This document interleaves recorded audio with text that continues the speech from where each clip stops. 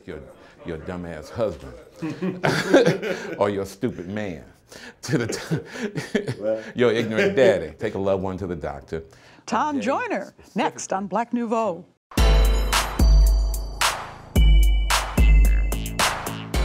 Hello, welcome to Black Nouveau. This is our edition for October 22nd, 2014. I'm Joanne Williams. The fly jock, Tom Joyner, will be with us to discuss an important health issue. We'll profile Dorothy Buchanan Wilson, an executive for Goodwill Industries here in Milwaukee, and now the international president of the Alpha Kappa Alpha sorority. We'll discuss the upcoming Fatherhood Summit and preview Milwaukee's first Boys and Men of Color Week. Let's start with a profile of a Milwaukee man who has become a pretty good actor. Nathaniel Stampley and his sister Malkia are both in the new Milwaukee Rep production of The Color Purple. Our Everett Marshburn reports that Stampley has a long history with the musical.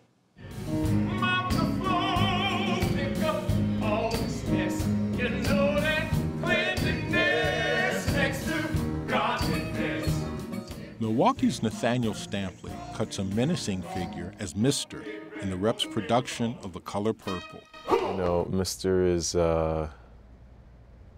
someone that, a lot of people have opinions about, before they even walk into a theater. And definitely after they've seen the film as well, and those that have read the novel. But I think, to be the antagonist in the show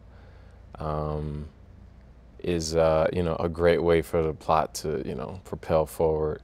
But also, who doesn't want to be the bad guy? And the thing that's interesting about Mr. is that, there's a learned behavior that's there from his father. So he's only learning what he's, been told and shared and taught to do. And so he's sort of taking that out on everybody closest to him. And that by the end, through this incredible love and power, sheer power that Celie has, you see an absolute transformation of Mr.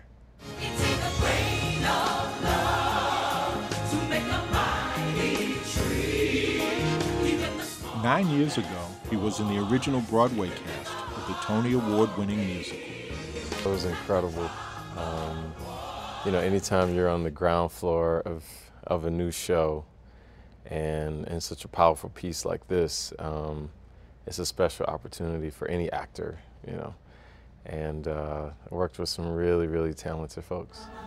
And he's been working with some really talented folks on national tours, on Broadway, and even in London's West End, where he played Mufasa in Disney's The Lion King. Well, the most important thing about being in Lion King, I met my wife on the show. She's an incredible concert dancer, Lynette Costas. But yeah, I had a great time. I started in the ensemble, the first national tour of The Lion King, and was with that show for many years. And so I'm very grateful to have traveled on someone else's dime around the world, but also sharing such a great story, with audiences, all over the country, and just had a great time with the show. The native Milwaukeean is the son of Nathaniel and Carolyn Stampley. His father is the pastor of Heritage International Ministries, Church of God in Christ, Incorporated. Nathaniel started singing while in high school here in Milwaukee. I was in high school at Whitefish Bay High School, and there was a call for Florentine Opera to, fill out the opera chorus. So I auditioned, and I think the audition was at the War Memorial, and I got in. I was like 15 years old, and I, listened to these glorious singers and an incredible score by Gershwin. I was just blown away, and I think that left an incredible mark for me, personally and professionally. He was featured in the recent Broadway production of Porgy and Bess. He came home last year to play Crown in the Skylight Music Theater's production, and he played the lead role in the National Touring Company. I got plenty of nothing, and nothing's plenty for me. I got my gas, I got my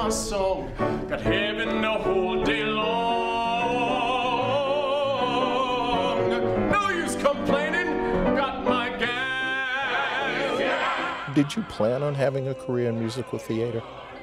You know, initially I didn't. I thought that opera was going to be my claim to fame. And I think somewhere in the back of my head that's still going to happen. But I think, you know, what was interesting about musical theater was that I didn't have to wait another 10, 20 years for me to mature and be a leading role. Like, you know, after college, I was ready to be a leading man in a lot of musicals. So that I took the more immediate route, if you will. What kind of preparation goes into fashioning a career in the theater? I don't know. I honestly don't know. I know my particular path is that, you know, I grew up in the church, and so I know I have a lot of people praying for me all the time. So one, that always helps. That can never hurt, right? And then, you know, the other thing is that, you know, you have to put in the work. You know, what you see on the stage is the finished product, but there's a lot that goes on, a lot of preparation, a lot of hard work, and a lot of collaborating with other artists during rehearsals and even before rehearsals that has to go on.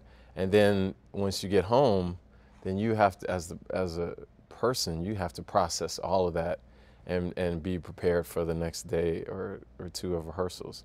So, you know, as long as you're willing to do the work, you know, everything else will take care of itself. When the Rep's production closes in November, he says he's going to take some time off. I promised my wife that I will be home and as much as I possibly can with the children, with her, and getting to know their teachers at school, over the kids, and their new friends.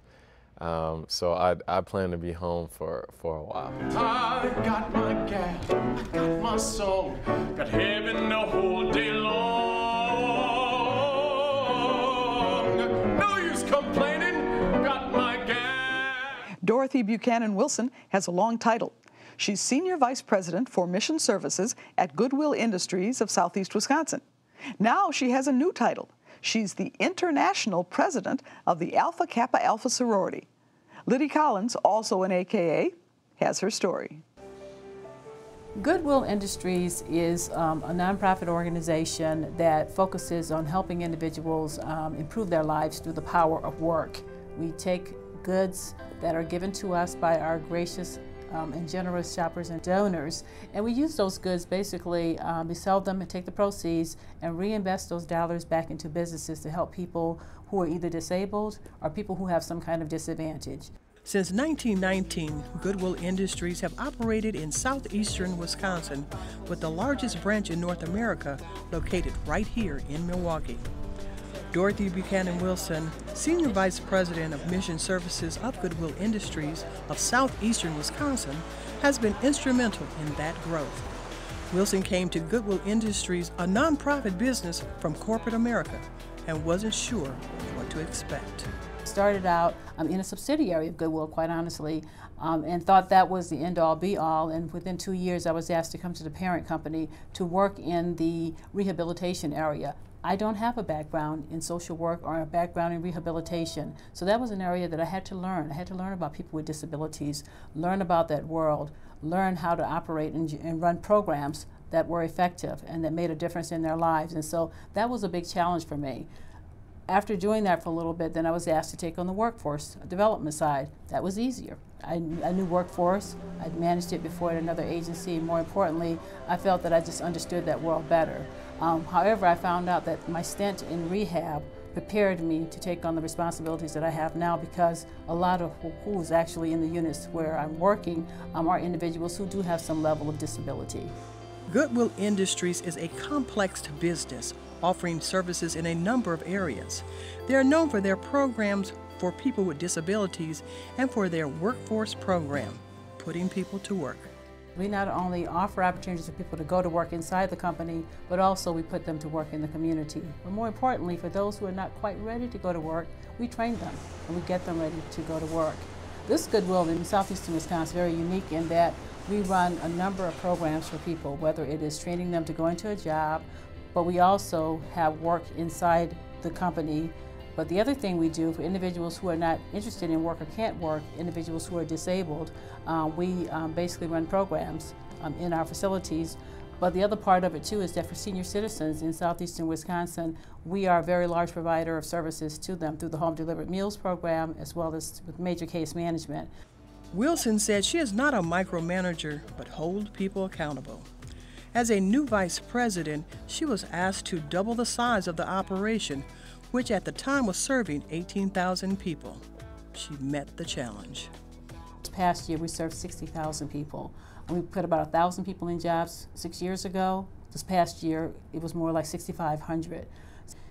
Prior to 6 years ago, if you weren't referred to us by a government agency or if you didn't have a significant disability, you couldn't come here for services. Now, because of a lot of the resources we've brought in and programs that we're now offering, basically anyone, including us, we could come to Goodwill and there'll be some level of service that we could provide. Dorothy Buchanan Wilson added another title to her resume. She became the international president of Alpha Kappa Alpha Sorority Incorporated. The installation took place at the sorority's 66th convention in Charlotte, North Carolina. Alpha Kappa Alpha Sorority is a leading women's civic organization whose mission is service. We've been around since 1908, and we've been very single-mindedly focused since 1908. It's always been about service. And so part of who I am as an individual in my work here at Goodwill is that obviously I have a passion for the community and a passion for giving back and a passion for volunteerism. And so for people who look at sororities and say, why are you still active 35, 50, 75 years later, we're active because basically once we graduated college, it moved from being just something that we did to really a lifelong service commitment. And launching new dimensions of service with 5 target areas will be the sorority's focus for the next 4 years. We want to have even more significance as we're talking about new dimensions of service. So we're going to have a project called the 1908 Playgrounds Project, which is we're going to refresh, restore, and renew 1,908 playgrounds across the country over a 4-year period. And so to have the opportunity to be a part of the group certainly has been an honor. I've been a member of the sorority for over 36 years, but to have an opportunity now to lead those efforts, to really see just how great of a community impact we can have, that certainly is something that I'm proud of. And more importantly, I'm proud of it from Milwaukee, because when people think about Milwaukee, Wisconsin, I don't believe they necessarily think about the fact that you have great leaders here. But when you look at Wisconsin, most of our social services organizations, their largest branch tends to be in Wisconsin, and a lot of the leaders come out of those social services and other businesses, and those leaders are now emerging on the national stage in organizations like Alpha Kappa Alpha, and I'm very fortunate to be one of those leaders at this point in time.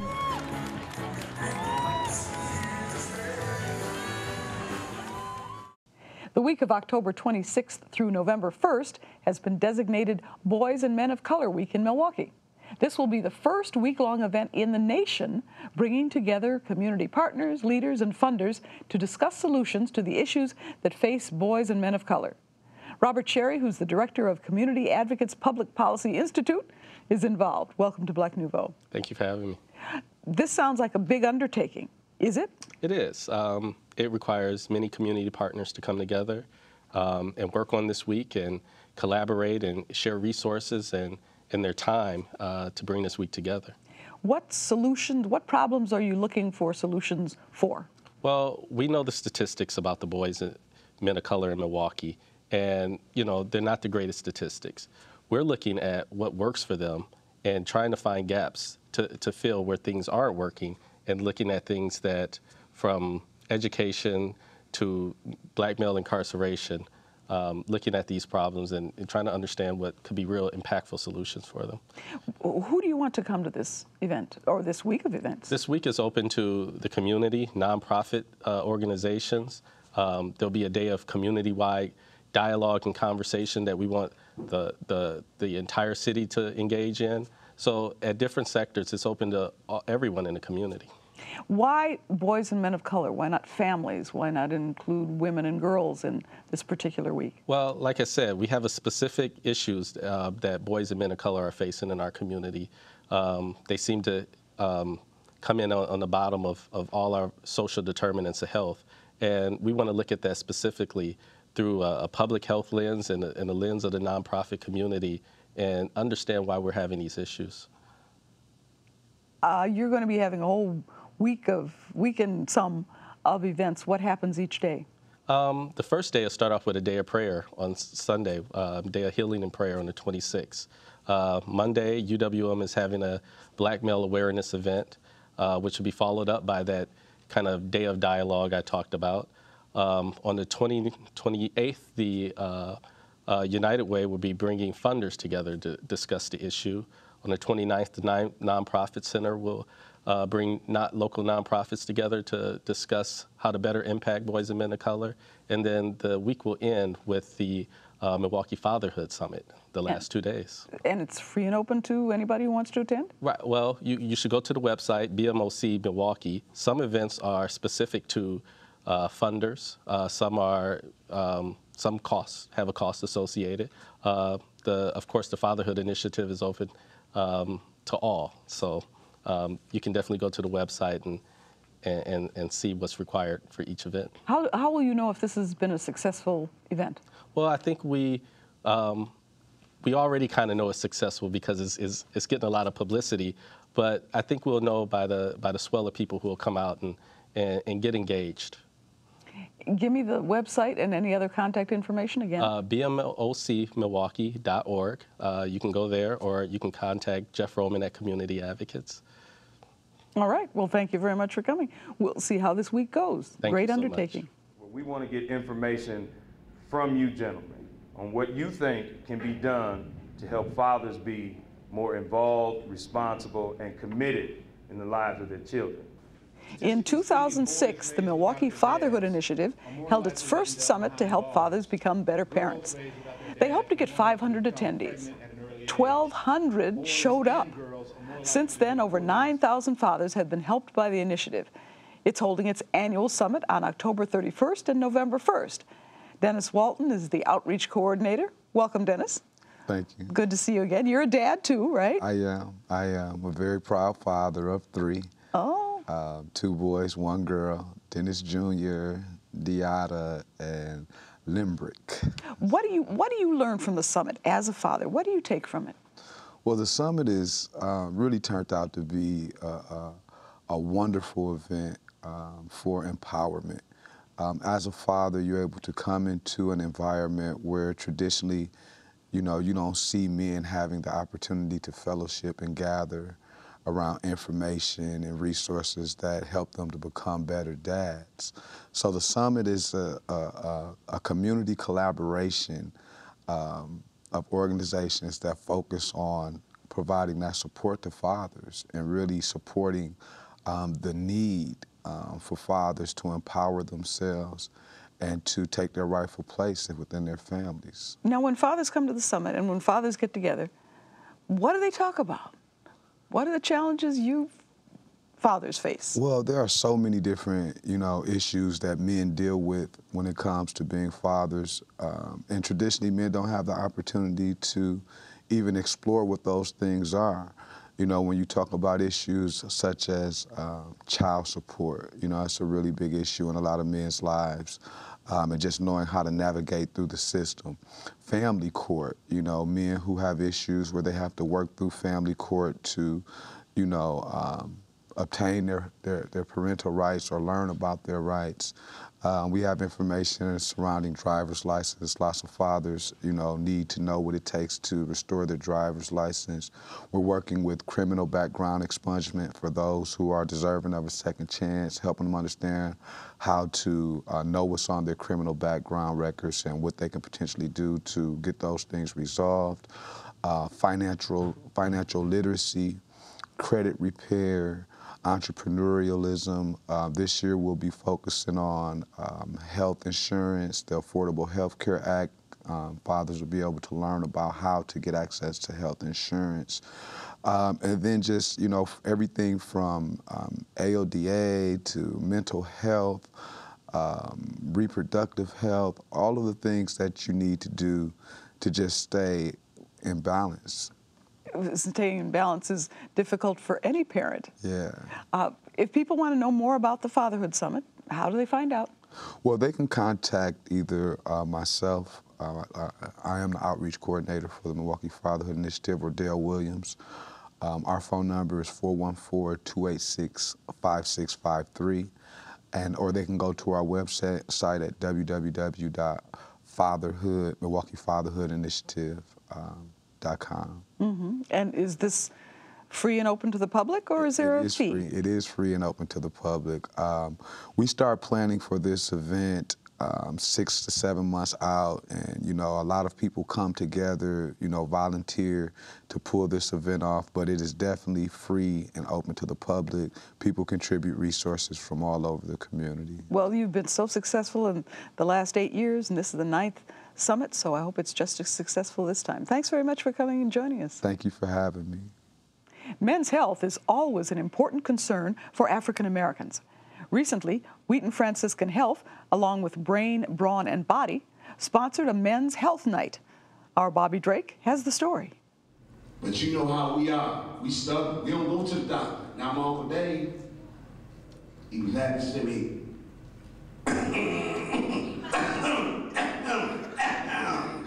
Looking good, looking good. I'm like, Dave, you need to come with me. Where you going? Where you going? I said, I'm going down to the men's health awareness we got going on in market. No, they tried that with the Tuskegee there, man. I fought in front of the monkey and tail pie.